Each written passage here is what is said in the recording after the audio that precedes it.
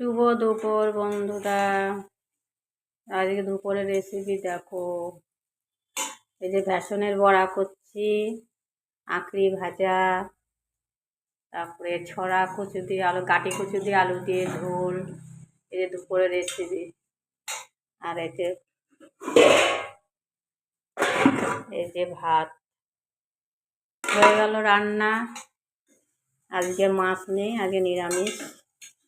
বেসনের বড়া করেছি। আর এই যে কেমন লাগছে কমেন্ট করো, আর যারা যারা খাবার চলে আসো, খিদে লাগবে। ঠিক আছে, রাখছি, বাই। এই যে ভাত ভাত হয়ে গেছে, এই যে তরকারিও হয়ে গেছে। এই যে আঁকড়ি ভাজবো, আমি বেসনের বড়া করছি। হয়ে গেল, যে যে খাবার চলে আসো।